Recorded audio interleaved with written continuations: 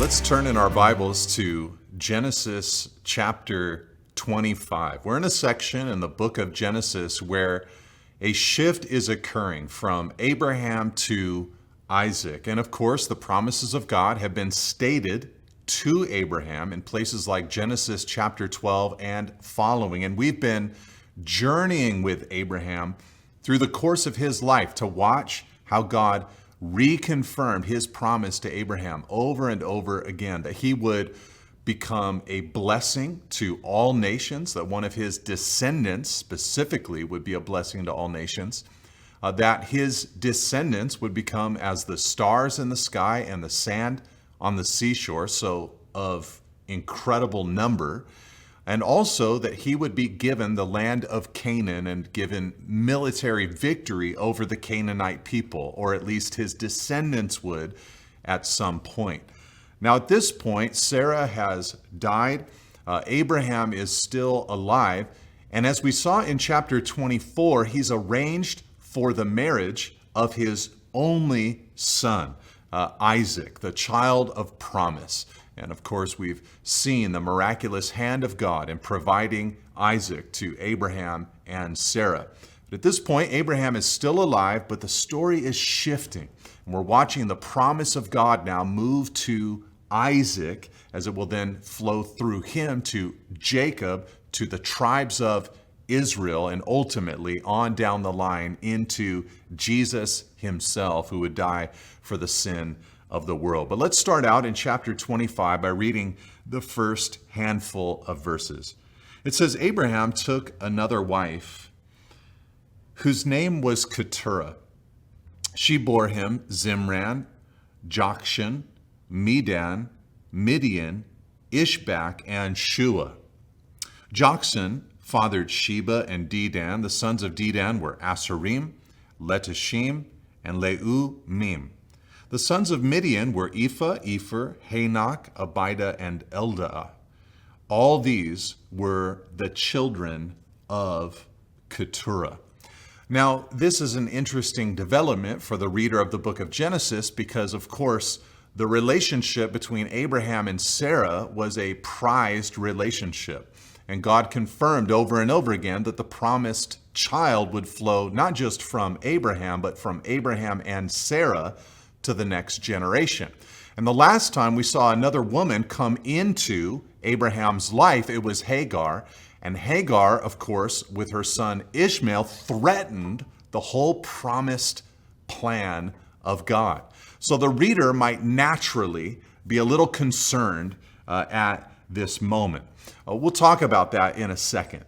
But here, there are some ambiguities concerning the timeline of this event. It appears that Moses isn't all that concerned about a harsh or sharp chronology. And part of the reason I'm saying that is because in the next episodes, we're going to see Isaac and Rebekah struggle to have children. And at 60 years of age, Isaac will have his sons, Jacob and Esau. It will almost appear to the reader, because we're about to read of Abraham's death, that Abraham is not on the scene when those births occur. But he actually is. It's just that Moses is including some of these details before that moment. Abraham was 100 years older than Isaac. He died at 175 years of age. So when Isaac was 60, Abraham was 160. So he was alive when Jacob and Esau were born. But Moses seems concerned about tying up the narrative about Abraham so that he can move on to Isaac. So like I said, it's a little bit of an unclear timeline at this point, why it's being mentioned right here. But part of the point of including this other relationship with this woman Keturah, and there is a passage in 1 Chronicles that calls Keturah one of Abraham's concubines, and that causes some people to think that that's all that Keturah was, although later it shows that there were other concubines. So it does seem that she was brought in after Sarah's death as a full-fledged wife, and that Abraham is now enlivened again, and they end up having 6 sons together. And these 6 sons, Moses is careful to include their names and then some of their children, because these individuals would go on and populate the regions around Israel. In other words, the Israelites would know these names, they would know these people groups, and this was actually part of God's fulfillment of his promise on Abraham's life. You might remember back in chapter 17 in verse 4, God had made a promise to Abraham that he would make him a multitude of nations. It was another wrinkle to the plan that God had for him. Not just that the nation of Israel, or that God's people would grow numerous and unable to be counted, but also that from Abraham would come various nations. And apparently his relationship with Keturah after Sarah's death was what enabled that to occur. So this is partly the promise of God being fulfilled, as unhappy as it might make us with our modern romantic ideas and all of that. It kind of saddens us to see, after the Sarah and Abraham narrative, this new relationship with Keturah. But let's go on and read what happens next. In verse 5, it says, Abraham gave all he had to Isaac. But to the sons of his concubines, Abraham gave gifts. And while he was still living, he sent them away from his son Isaac eastward to the east country. Now, here, what Abraham is doing is Abraham is safeguarding the promise of God. You know, as we've been seeing, of course, the promise of God has been declared to Abraham, and then secondarily, over the years, it's been confirmed that it will flow through Isaac, as I've already said today. And Abraham now is working hard to make sure that that promise of God is focused in the right direction. He's thinking about the next generation. Now, Abraham loves these other sons that he's had, just as he loved Ishmael previously. This is not his way of treating them poorly. This is not his way of treating them prejudicially.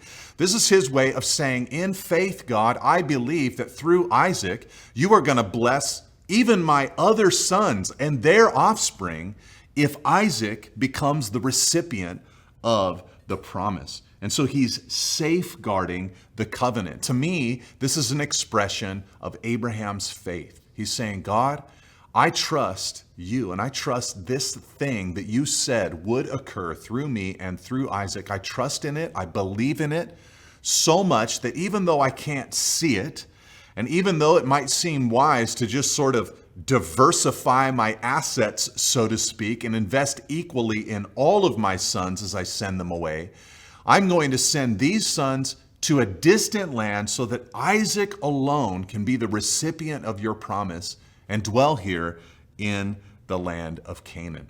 And in a sense, what Abraham is doing is something really beautiful. He's saying, I am going to do things that lead to the betterment of the next generation. And I think I've already mentioned that in our study through the book of Genesis, that constant focus of God's people in thinking about the next generation. Abraham was not willing to be the kind of man who just thought about himself, his own experience, his own blessings, his own issues. That is the mark of a carnal person. But a spiritual person says, no, I'm concerned about those who will come after me. There was a king in the Old Testament era who was told of great evil that would come upon the kingdom after his death. And he said, well, at least there will be peace in my days.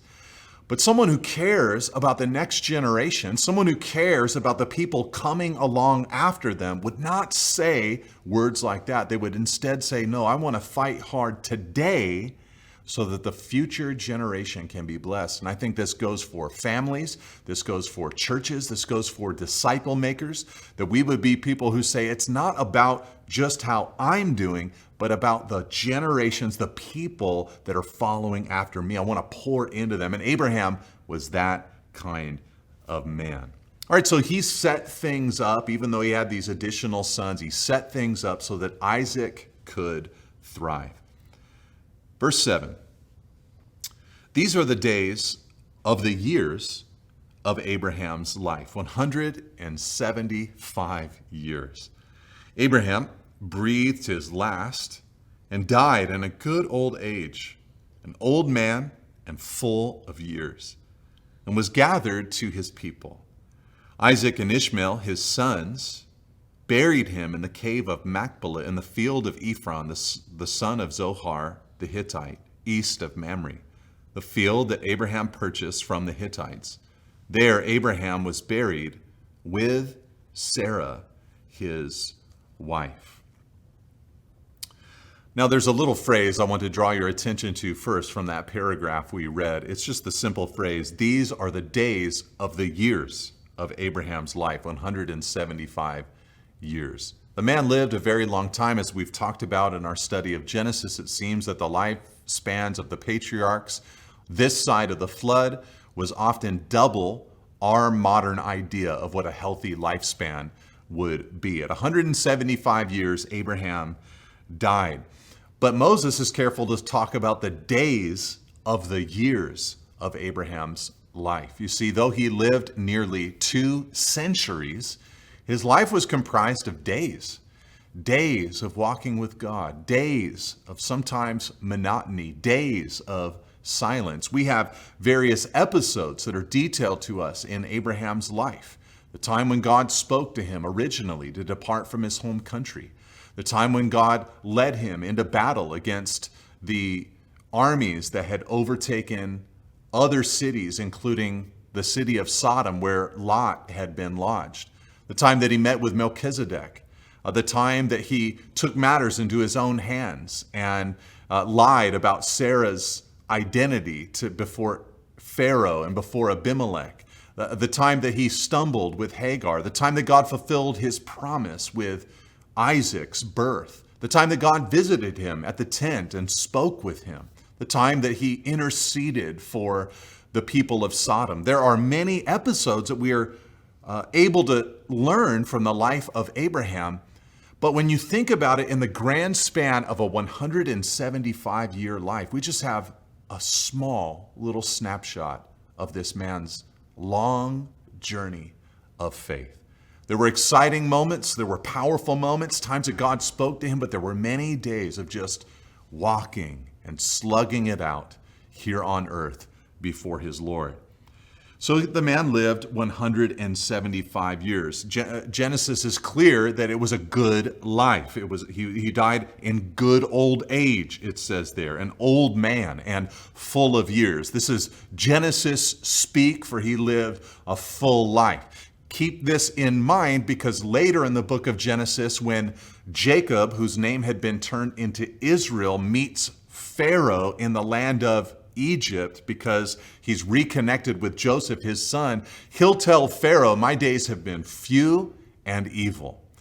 Here, Abraham's life is said to have been long and good. And he was gathered, it says there in verse 8, to his people. He was gathered there to his people. Now, this is an important phrase, because some people will say that in the Old Testament, the people of Israel or the people of faith did not have a concept about life after death, that it was only in the New Testament era and only in the early years of the church that the idea of heaven or the idea of life after death began to occur. And some of these ideas are based on some of the Psalms, which do have lines that indicate the idea of hope in this life and in this life alone. But phrases like this actually combat that kind of concept. He was gathered to his people, it says. Now, this is an idea or a phrase that's repeated throughout the Pentateuch. And when it's spoken, it's not always meant to say that he was brought home to his physical place of origin, but that they were brought home to where their ancestors were, that they went into eternity itself. Job, who many regard, or the book of Job, which many regard as the first book in the Bible actually written even before Genesis, even though the contents of it occurred after the events in the early chapters of Genesis. Job himself said of his own life that one day his skin would be destroyed and then he would see God.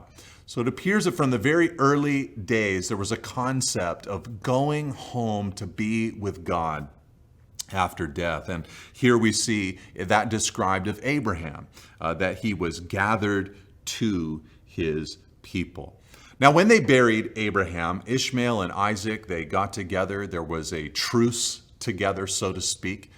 And these two sons of Abraham, they bury their father in the cave of Machpelah. We visited this cave for the first time in chapter 23. Abraham purchased it inside the land of Canaan. It was sort of a message that Abraham was speaking to say, I'm not going to go back to my country of origin. God has promised us the land of Canaan.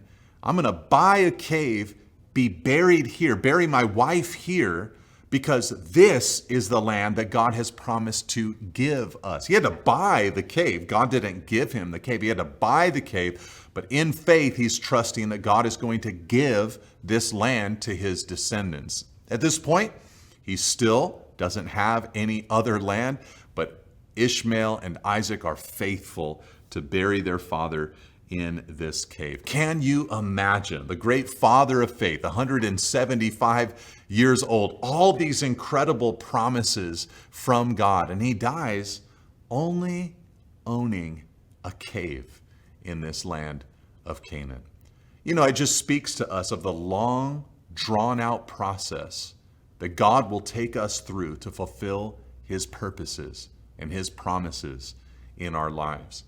I wonder if part of the reason for this, part of the reason of God developing our faith in this way, his slowness, so to speak, though it really isn't slow because his timing is perfect. But I wonder if our perception of God as working slowly at times is actually something that God is doing so that we would have a healthy relationship with him rather than a genie in the bottle kind of relationship with him. One where we think that if I walk with God, then today, then tomorrow, literally tomorrow, his blessing is going to come. No, instead we should say, I know that it pays to walk with God. He will unfold his promises in my life, sometimes even over decades, but I will cling to and trust in him.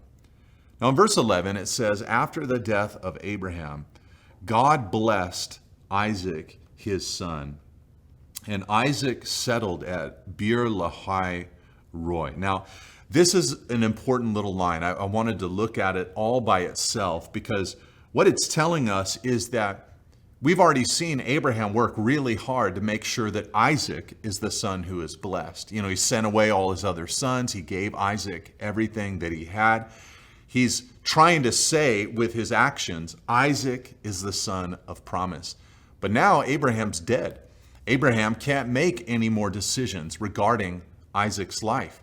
But with Abraham off of the scene, God steps in and God begins to bless Isaac, Abraham's son. This is so important for us to recognize, so important for us to see. You see, so often we think that we need to be the ones to prop up the people around us. Someone you're discipling or someone you're ministering to, you've got to be there for them so they can experience the blessing of God. But so often when you're not around, it is God who has direct access into their lives to minister to them and build them up himself. And here God confirms, it's Isaac whom I'm going to bless. Now, Isaac goes back to a place called Bir-lahai-roi, it says there in verse 11. This was a place that Isaac had been to previously. We actually saw it in the previous chapter, chapter 24, when the servant of Abraham brought Rebekah back from Abraham's home country. Isaac was out here in Bir-lahai-roi meditating when Rebekah showed up. So it's kind of a place of seeking the Lord, or prayer for Isaac. It was also a place of prayer for Hagar in a previous episode in chapter 16, when she was in a place of desperation as a younger woman, and Ishmael seemed that he was going to perish. They'd been driven from Abraham's home. Hagar had been filled with a bit of pride. She's humbled out there in the wilderness, and she cries out to the Lord, and God hears her voice. That's the meaning of Bir Lahai Roy. God sees, God hears. And so Isaac, he goes to the place where he knows God will hear him. He's seeking the Lord, in other words, by going to this geographical place. I've heard the voice of God here. Hagar heard the voice of God here. I can go here to seek the Lord. Now in verse 12, we have the generations of Ishmael. Now, in a sense, the whole book of Genesis, as I've mentioned to you at various points, is a collection of these books of generations. They're called toldots in the Hebrew. But these books of generations, and this one that we're going to look at right now, though not exciting, is one of the briefest books of generations in the book of Genesis. And we actually only have a few more to go after the book of Ishmael's generations. We have the book of Isaac, we have the book of Jacob. We'll then actually have a brief little book that declares Esau's family tree, and then we'll see the end of the book of Jacob, which is really going to be a long story of one of Jacob's sons, Joseph. So we're, in a sense, kind of getting, even though we're only halfway through the book of Genesis, we're coming to the end of the book of Genesis when you look at it from the vantage point of how many books of generations it records. Now, why are these in there? Well, imagine it like a tree that is growing.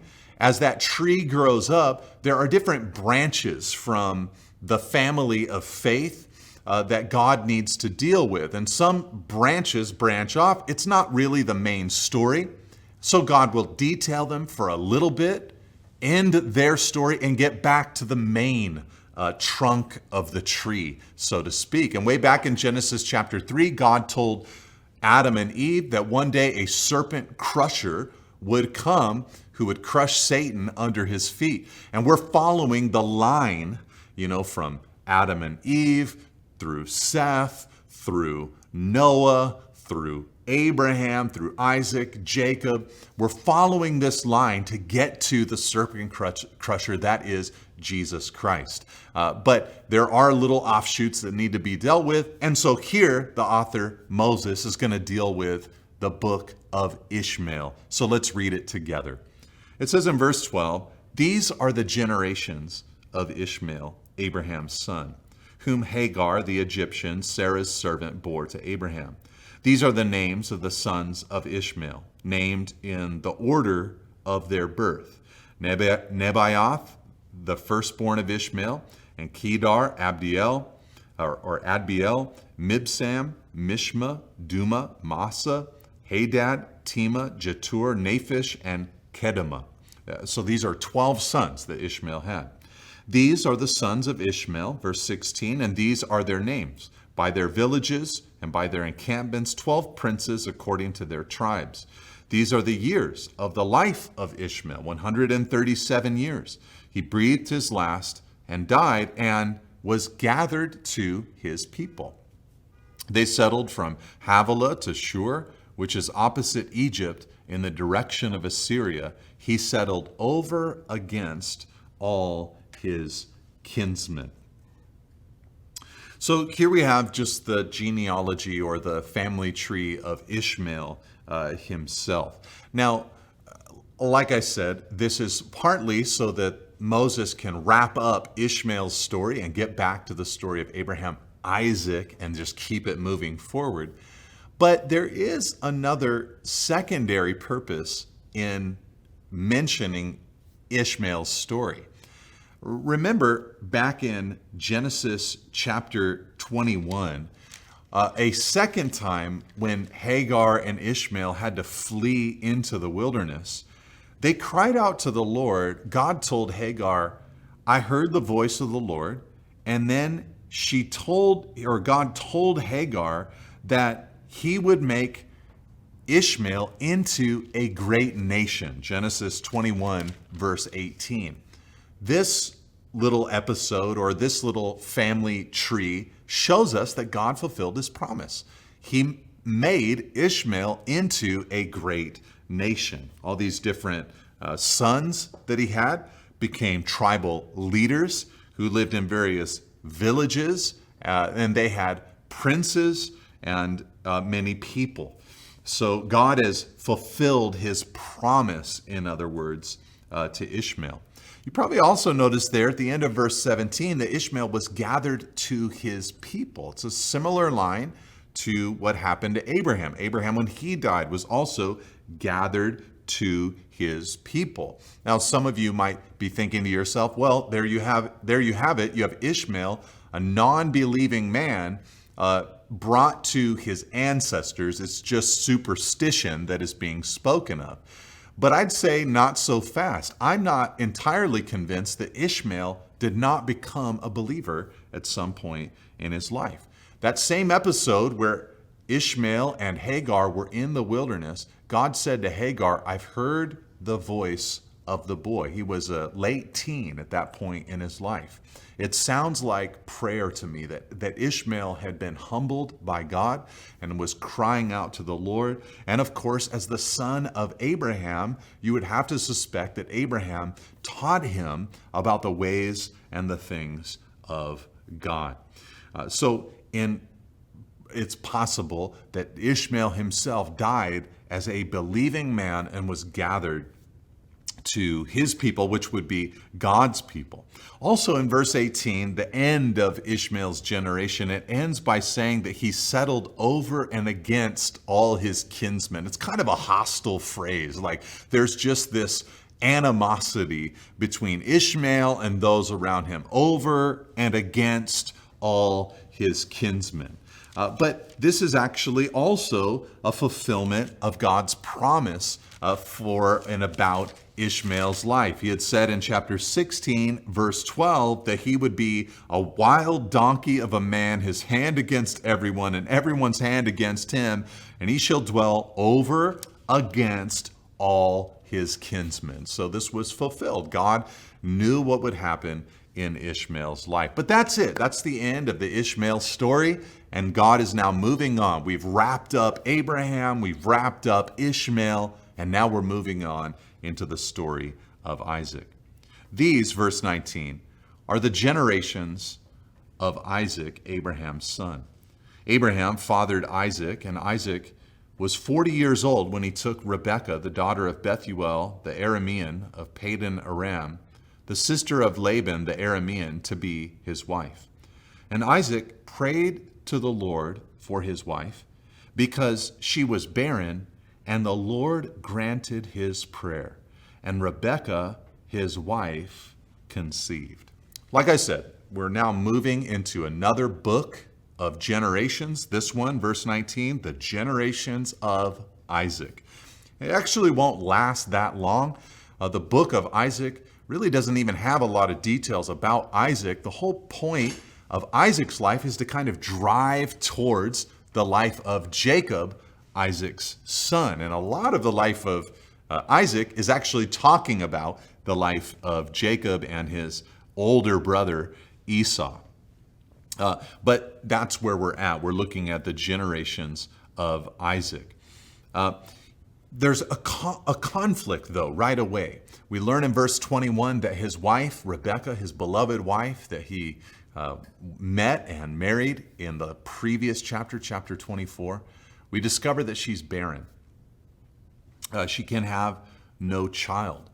Because they have children, in verse 26, at Isaac's age being 60, we know then that for 20 years, Rebekah was barren. For 20 years, she had no children. Even though we don't know her exact age, we know that it was 20 years of barrenness.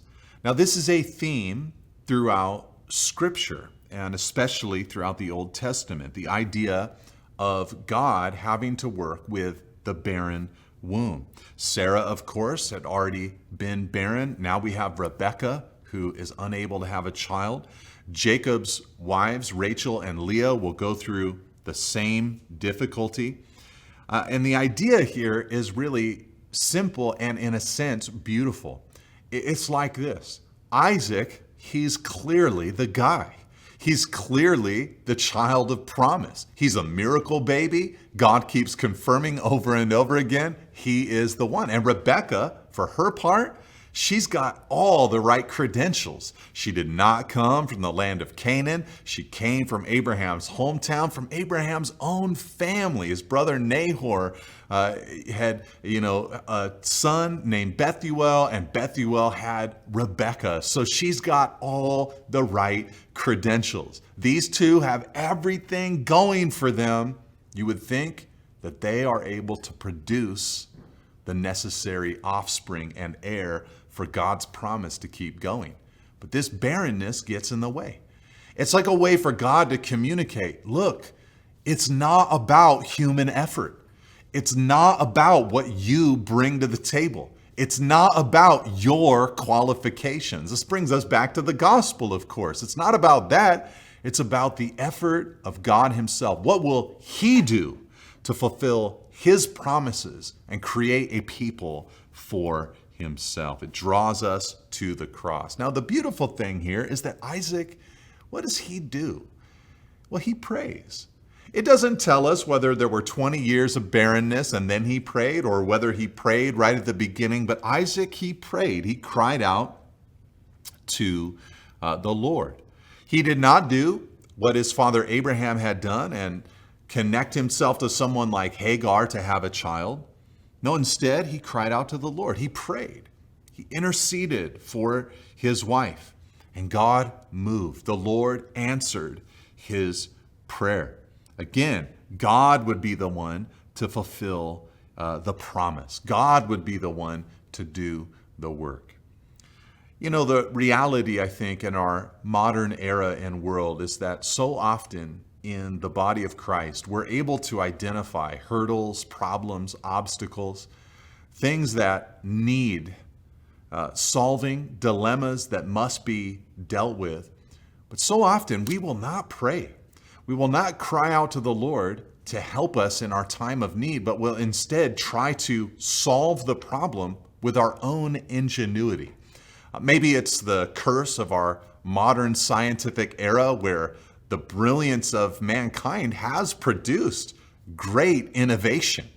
Maybe we trusted a little too much to get the job done. But here Isaac cried out to God. He said, God, I don't know what to do with this. This is beyond me, and I need your help. And God moved for this man who humbled himself in that way. Now, verse 22 goes on to say that the children struggled together within her. Now, when it says that, as readers, if this was your first time reading the book of Genesis, you might be shocked. The children, there's been no mention of her having twins at this point. But remember, the original readers were Israelites. They knew that Jacob and Esau were born as a result of Rebekah's pregnancy. So the author, Moses, he just throws it in there. The children struggled together within her. And she said, if it is thus, why is this happening to me? So she went to inquire of the Lord. And the Lord said to her, 2 nations are in your womb, and 2 peoples from within you shall be divided. The one shall be stronger than the other. The older shall serve the younger.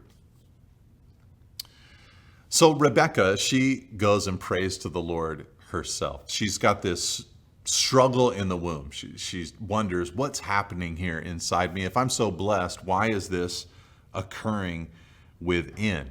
The children struggling, by the way, is a theme that will follow out the rest of Israel's history with the descendants of Esau.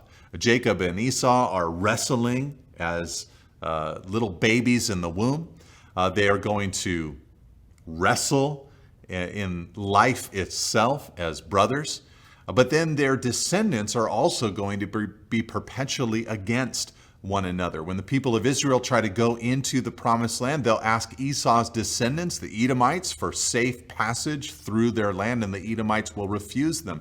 And eventually, later on in Israel's history, the Edomites will join the Babylonians in attacking the people of Israel. And when Jesus is born in Bethlehem and the wise men come from the east to inquire in Jerusalem about the birth of the Messiah, King Herod, who is an Edomite, through his jealousy, orders the slaughter of all the baby boys in Bethlehem, 2 years old and under. So all throughout Scripture, there is this struggle between Jacob and Esau, the people of Israel and the Edomite people.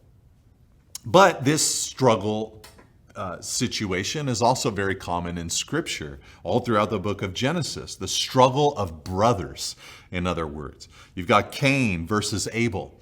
You have Shem, Ham, and Japheth, the brothers that came from Noah, Noah's sons. You've got Abram versus his herdsmen versus Lot's herdsmen. You have Ishmael versus Isaac. And then the whole back half of the book of Genesis, the back third of the book of Genesis, is about a conflict between the 11 brothers with the one brother, Joseph. This is just a constant theme throughout the book of Genesis, the struggle of brothers. And so Rebekah prays, she cries out to God, and God gives her this powerful prophecy, this powerful oracle. Now, it doesn't say how she received this oracle. And I don't know how she received this oracle, but some have speculated that since Abraham was still alive at this point, even though Moses has chosen to deal with Abraham's death before this event, he's still got 15 years to go when these two children are born. So he's still alive. Some have wondered if Abraham is the one that Rebekah inquired of when she inquired of the Lord, and that Abraham spoke this prophecy to Rebekah. Someday we'll know, but right now we don't. But the oracle is fascinating because God said there's 2 nations in your womb, and the older will serve the younger. This is another one of those ongoing themes throughout the book of Genesis, the older serving the younger. Now you have Abel and Cain, and then who ended up being the promised line? Well, their younger brother, Seth. You have Isaac and Ishmael, the younger brother, Isaac, being the child of promise. Joseph, who I spoke about, will end up being the chosen one who blesses his entire family. And Joseph's own sons, Ephraim and Manasseh, when they were brought to Jacob for a blessing, the older was refused and the younger, Ephraim, was blessed by God. David, who became the greatest king in Israel's history, he was the youngest of the 8 sons of Jesse. And of course, this all speaks of Jesus himself, who Isaiah 53:3 says was despised and rejected. When Jesus came along, he was overlooked. He was dismissed. And so often in this culture, the younger was dismissed. But God would reverse that plan, and the older, he said, would serve the younger. This highlights God's sovereign choice. He can do what he wants to do. Now, verse 24, when her days to give birth were completed, behold, there were twins in her womb. The first came out red, all his body like a hairy cloak. So they called his name Esau. Afterward, his brother came out with his hand holding Esau's heel. So his name was called Jacob. Isaac was 60 years old when she, Rebekah, bore them. All right, so these 2 baby boys, the twins, are born, and they couldn't be more different in their birth. Esau comes out like a little manimal. He's red, he's hairy, he just looks like a little fur ball as he comes out. And then Jacob comes out and he's holding on to Esau's heel. And so they named these 2 boys accordingly. The name Esau meaning red or hairy, and the name Jacob meaning heel grabber or reaching out.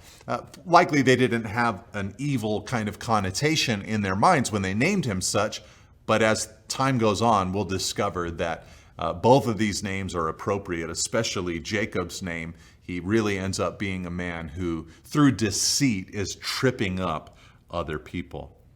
Verse 27, when the boys grew up, Esau was a skillful hunter, a man of the field, while Jacob was a quiet man, dwelling in tents. Isaac loved Esau because he ate of his game, but Rebekah loved Jacob. So again, not much is shown of the boys' childhood, but still the contrast between Esau and Jacob that you saw at their birth, it follows them into adulthood. When they grew up, Esau became this skillful hunter. He liked being outside. He was a man of the field. You just can imagine him always dirty, always hunting, always on the go, always full of energy, brimming over with testosterone. Jacob, though, was a quiet man. He just wasn't loud, boisterous, aggressive like Esau likely was. And he dwelled in tents.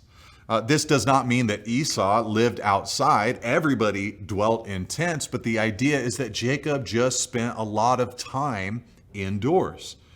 And Isaac, the father, ended up loving Esau, it says, because Esau made good food. He loved his game. He loved to eat the meat that Esau had hunted. But Rebekah, she loved Jacob. She gravitated towards Jacob, partly because he was around more, I'm sure, and perhaps even partly because she knew that the older would serve the younger, that Jacob was the child of promise. Now again, the Bible describes things that it does not prescribe for God's people. This is not a parental prescription. This is not saying that parents should choose their favorites. The dad should pick one child, the mother should pick another child, or anything like that. This is actually a harmful thing that they're doing, and we'll see that in a future episode. But this is just what happened there in that family. Now, all that said, there is an episode that needs to be focused on that is very important for the development of the story. Look at verse 29. Once when Jacob was cooking stew, Esau came in from the field, and he was exhausted. And Esau said to Jacob, "Let me eat some of that red stew, for I'm exhausted." Therefore his name was called Edom, which sounds like the Hebrew word for red. So this man, he wanted this red stew. Jacob said, verse 31, "Sell me your birthright now." Esau said, "I'm about to die. Of what use is a birthright to me?" Jacob said, "Swear to me now." So he swore to him and sold his birthright to Jacob. Then Jacob gave Esau bread and lentil stew, and he ate and drank and rose and went his way. Thus Esau despised the birthright. Now, I think Esau was being overly dramatic in this whole thing. He comes in, he says kind of to this effect, "I'm starving to death. I need to have some of that red stew." And Jacob, well, he proves to be not all that bad of a hunter himself. And he looks at Esau and says, "Well, give me your birthright."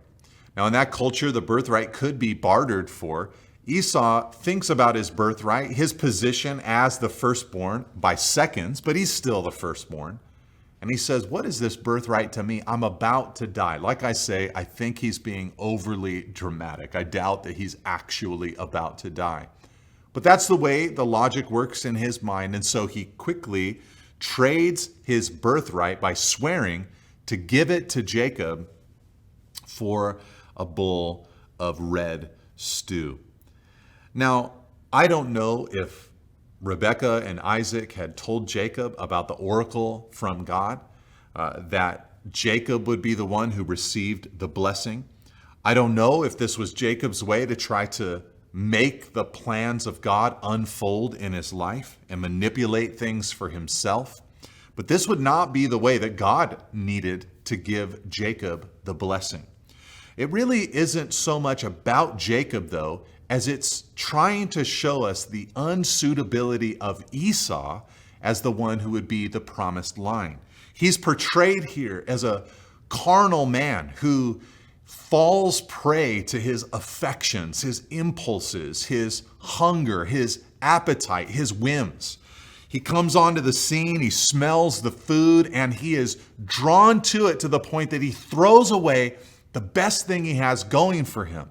Now, even if he didn't know that the birthright that he'd get from Isaac was the one that God had given to Abraham, one of the most incredible blessings and promises in all of human history, even if all Esau thought of it was simply that this promise or this blessing is the natural blessing that fathers in that culture would bestow on their firstborn son, and the wealth that they would give to them, the land that they would give to them, all of those blessings, even if it was only that, not the promise of Abraham, even if it was only that, it still is a terrible trade.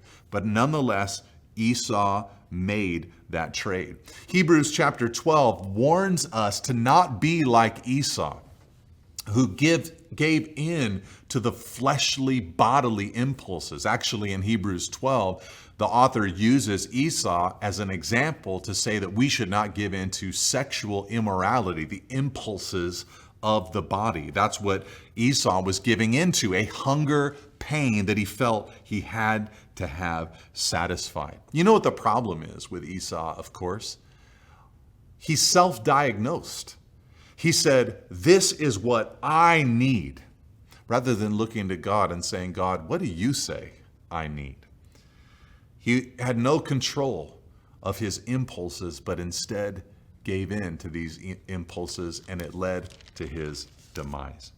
Now let's look at chapter 26 together as we move on in Genesis.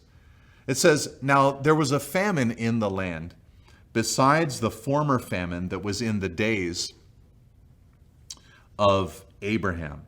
And Isaac went to Gerar to Abimelech, king of the Philistines. Now, in the passage here that we're going to look at, and we'll be able to move through it fairly quickly, there are a lot of repeated themes. Abimelech is mentioned, a famine is mentioned, Gerar is mentioned. This all sounds kind of familiar. And the reason it sounds familiar is because in a previous episode, of course, Abraham, 75 or so years before this, had gone down to Gerar, had gone to Abimelech, lied about his wife. A lot of these same themes are going to be repeated right here in this story. Now, through this story in chapter 26, we're going to see this figure named Abimelech. Later in the chapter, we'll see a man named Phicol. These are men who were around, it appears, many years earlier in the interaction with Abraham. But more than likely, Abimelech is not the name of an individual, but a title of kings in that area. And Phicol is likely not a man, but a title or a designation of a kind of man that was a military force for Abimelech. So these are not the same guys that we saw before, but they are the descendants, at the very least, of those previous figures that we saw. So there's a famine in the land. It's not bad enough for Abraham to have to flee to where everyone in that era or area would go to during a famine. Everyone in that area would go down to Egypt during a time of great famine, because Egypt was fairly famine-proof because of the blessings of the Nile River. So it hadn't gotten bad enough for Isaac to have to go down to Egypt yet, but he's, it seems, struggling or will be tempted to go there. Now here what we're going to see is that the problems that Abraham had, they follow Isaac. You know, Abraham had to deal with famine. Isaac has to deal with famine as well. Let's go on and read. Verse 2. And the Lord appeared to Isaac, and said, do not go down to Egypt. Dwell in the land of which I shall tell you. Sojourn in this land, and I will be with you, and will bless you. For to you and to your offspring I will give all these lands, and I will establish the oath that I swore to Abraham your father. I will multiply your offspring as the stars of heaven, and will give to your offspring all these lands. And in your offspring all the nations of the earth shall be blessed, because Abraham obeyed my voice and kept my charge, my commandments, my statutes, and my laws. So there he is, Isaac, in the Philistine territory with Abimelech. But God appears to him and says, hey, don't go down to Egypt. That's a temptation for you. The famine might grow more severe, but don't go down to Egypt. This would have spoken, of course, to the people of Israel as they thought about their life in the wilderness, or as they thought about their life in the land of promise. And when they had difficulty, so often what they wanted to do was run down to Egypt. Egypt was often thought of as like the escape valve, the place that you could go to find respite and rest, the place where the pressure could be taken off, the financial difficulties or the war. You could escape all that by running to Egypt. That was so often the temptation that the people of Israel felt. And Isaac would have felt that temptation as well during this time where the famine was growing worse. And so God says, don't go to Egypt. This should also always be for us a constant encouragement in our own lives. We are so often tempted to turn to Egypt, so to speak, to turn to the easy way, to cash in the blessings that come with walking with God for the way of the world and trying to get the worldly blessings to take the heat off a little bit in the pressures of being a person of faith or a child of God. And so God urges him, don't give in to the temptation to go back down to Egypt. And then God says to him, if you don't, here's everything I'm going to do for you. And he just lists promises, as we saw in verse 2 through verse 5, that were connected also to Abraham. So God is again reaffirming or confirming that his promise from Abraham is for Isaac. Now look at the 5th verse with me before we move on. We already read it, but look at it with me again. It says, because Abraham obeyed my voice and kept my charge, my commandments, my statutes, and my laws. This was God's way of showing Isaac that the blessing was in one sense attached to his obedience, that this is like a covenant that he's been brought into, that there's a certain code of conduct that is fitting all these promises and blessings that he said he would pour out upon Isaac. The people of Israel needed to see that, because what would they receive? When Moses went up to the mountaintop, they'd receive the law of God. They'd receive the statutes, the commandments of God. It's not a way for them to earn God's blessing, but it was a way of living that a covenant person would agree to live, and that God's blessing would unlock in a sense. It's covenant or law terminology. All right, let's go on to verse 6. So Isaac, he listened to God and he settled in Gerar. When the men of the place asked him about his wife, he said, she is my sister. For he feared to say my wife, thinking, lest the men of the place should kill me because of Rebekah, because she was attractive in appearance. Now this is fascinating, of course, to us, because we've seen Abraham do this twice already. He did this in Egypt. He did this in the same area to a previous Abimelech. He had given in to fear rather than faith, and Isaac does the same thing. Rebekah is a knockout. She's beautiful, and he's fearful for his own life, so he tells the king there that Rebekah is his sister. It says that he feared. He thought the men of this place might kill me because of Rebekah, because he knew how beautiful she was. Now this is fascinating because Isaac needs to be a man of faith, but it's also fascinating because what you're seeing here are the sins of the father being passed down to the son. This is often how it works. This is often how it takes place. Things that we don't even really know that we're guilty of, but by habit almost, because they've been ingrained in us, either through the absence of a father or the inactivity of a father, the rebellion of a father, whatever means, so often a father will pass on his tendencies to the children who come after him. It's a warning to fathers, for sure, to make sure that fathers are holy, godly, setting a good model and example for their children, but it's also a warning for children of whatever age to think about the way that they were raised and some of the tendencies that they might be giving into without even thinking about it. Isaac had entered into the sin of Abraham. Now, verse 8, when he had been there a long time, Abimelech, king of the Philistines, looked out of a window and saw Isaac laughing with Rebekah, his wife. So Abimelech called Isaac and said, "Behold, she's your wife. How then could you say she's my sister?" Isaac said to him, "Because I thought, lest I die because of her." Abimelech said, "What is this you've done to us? One of the people might easily have lain with your wife, and you would have brought guilt upon us." So Abimelech warned all the people, saying, "Whoever touches this man or his wife shall surely be put to death."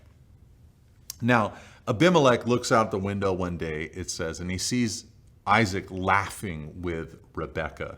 That's a very innocent word in English to us, but we've actually talked about this word laughing before when we saw Ishmael laughing at baby Isaac. And that word laughing, it's difficult to translate. It could mean just pure laughter. It could mean a little bit of teasing or mockery. So maybe with Isaac and Rebekah, it was a playful, flirtatious kind of teasing that would be inappropriate for a brother and sister, but appropriate for husband and wife. But it also has within it the possibility of some kind of sexual contact, which of course would be very inappropriate from Ishmael, a teenage boy, to a toddler, Isaac, but would be, a tender, appropriate thing from Isaac to his wife, Rebekah. So somehow, though, whatever it was, when Abimelech saw it, it just computed, it translated immediately. That's not his sister, that's his wife. And he confronts Isaac about it and says, "Hey, why are you doing this to us?" Somebody might have taken Rebekah for themselves and brought great sin upon us, wrath upon us, guilt upon us.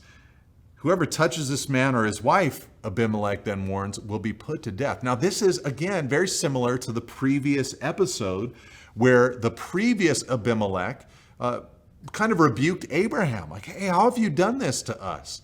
And then talked to him, sort of lectured him about the sanctity of marriage. This would be shocking to the people of Israel, reading about these Philistine kings who are so concerned about making sure that adultery doesn't happen on their watch. They're watching over the marital unit and wanting to defend it, even with laws that are trying to protect and defend the sanctity of marriage. It's Abimelech, the Philistine, teaching Isaac and teaching the people of Israel about how important it would be for them to honor marriage. Now, that might not sound like a big deal to us, but when you think about it, the people of Israel, what got them into trouble over and over and over again?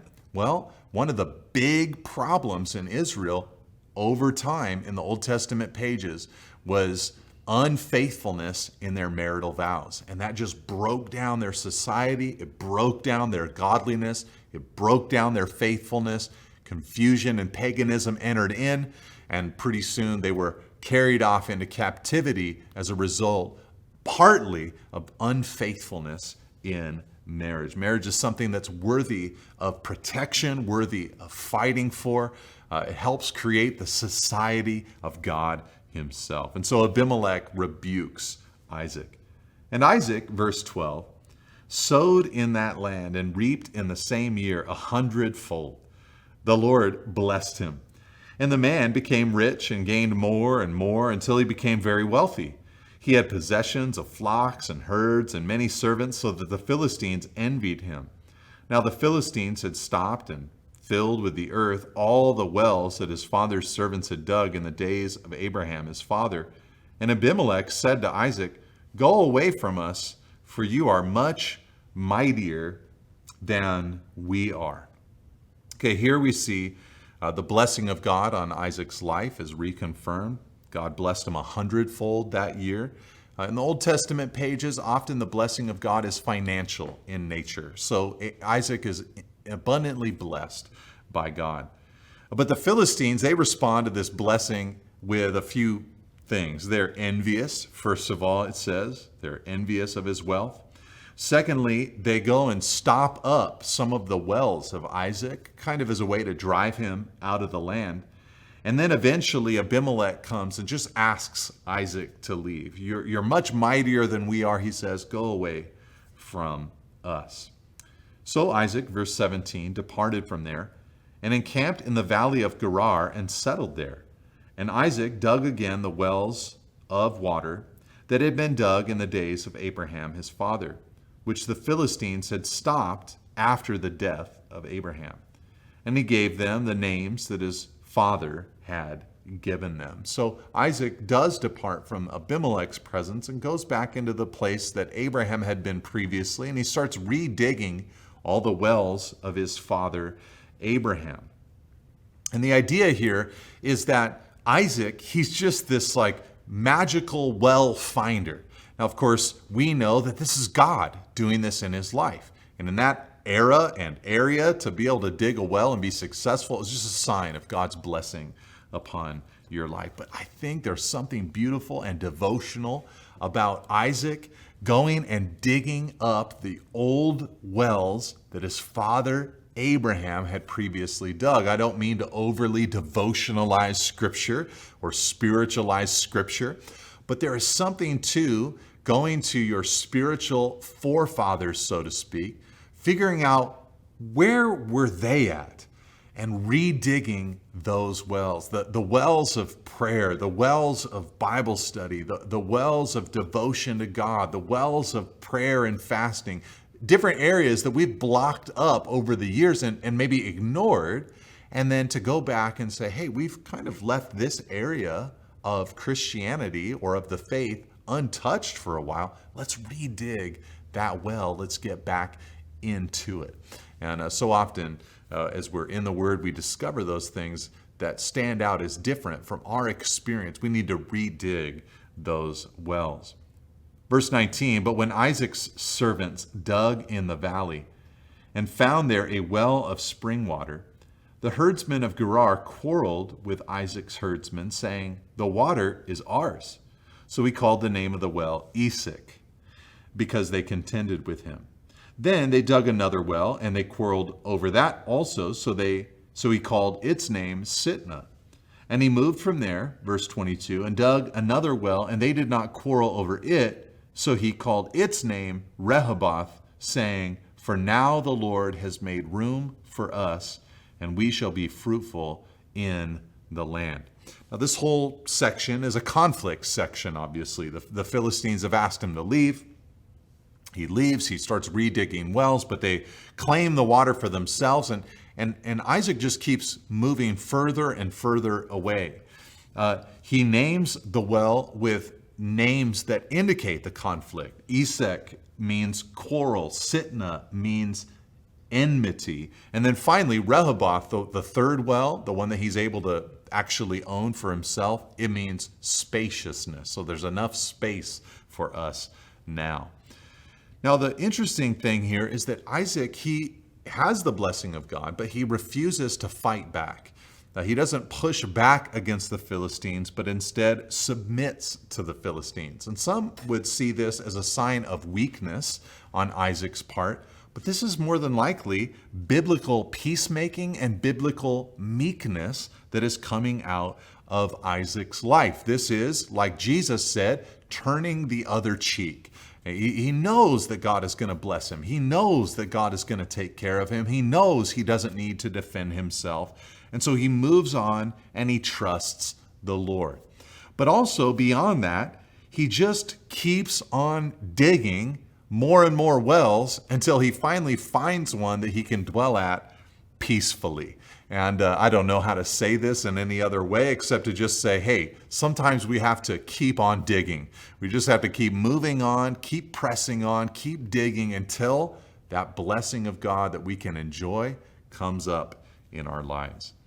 From there, verse 23, he went up to Beersheba, and the Lord appeared to him the same night and said, I am the God of Abraham your father. Fear not, for I am with you, and will bless you and multiply your offspring for my servant Abraham's sake. So he built an altar there and called upon the name of the Lord and pitched his tent there.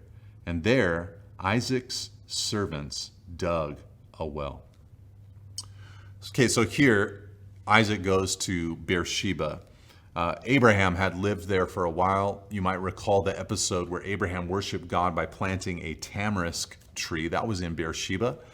Here, Isaac worships God in a way real similar to Abraham's normal way of worshiping God. He builds an altar to the Lord and worships God, praises God.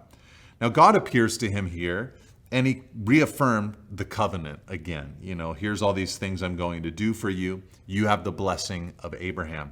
But he says, fear not, for I am with you. What an encouraging word to so many of us during this season. Fear not, God is with you. Fear not. If you're in Christ, you have the blessing of Christ upon your life. He is with you.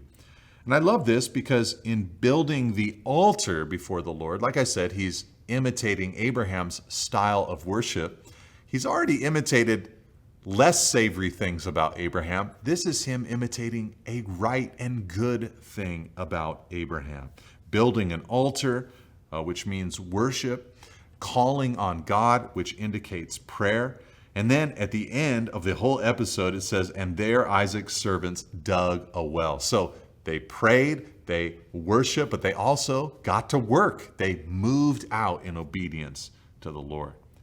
Now when Abimelech, verse 26, went to him from Gerar with Ahuzath his advisor and Phicol the commander of his army, Isaac said to them, why have you come out to me, seeing that you hate me and have sent me away from you? They said, verse 28, we see plainly that the Lord has been with you. So we said, let there be a sworn pact between us, between you and us, and let us make a covenant with you, that you will do us no harm, just as we have not touched you, and have done to you nothing but good, and have sent you away in peace. You are now the blessed of the Lord. So he made them a feast, and they ate and drank. In the morning they rose early and exchanged oaths, and Isaac sent them on their way, and they departed from him in peace. So Abimelech has second thoughts. After sending Isaac away, he realizes Isaac is infinitely blessed by God, and so he decides, we need to make a peace treaty with this man. So he comes out with his generals, and they broker a peace treaty between them and Isaac is willing to enter into this peace treaty. They make an oath early in the morning, they have a meal, and Isaac sends them on their way. They departed from him in peace. The relationship is healed. The relationship is solid. The idea for Israel in reading this would be that opposition cannot stop the blessing of God. And even though the Philistines had come against Isaac, here now the opposition is over with. Peace has come. God is clearly on his side. Verse 32, that same day Isaac's servants came and told him about the well that they had dug and said to him, we have found water. He called it Sheba. Therefore, the name of the city is Beersheba to this day. So the very same day he made the peace treaty with Abimelech, his servants dig up a well. I'm sure it served as confirmation to him. I'm sure you've had this type of thing happen in your life. You take a step of faith. Am I doing the right thing? And then some confirming word or confirming news comes into your life, and it just gives you this sense, I think I made the right decision. Isaac goes through that same kind of experience. And so he celebrates the oath by naming it Beersheba, which sounds like the place of seven or the place of the oath.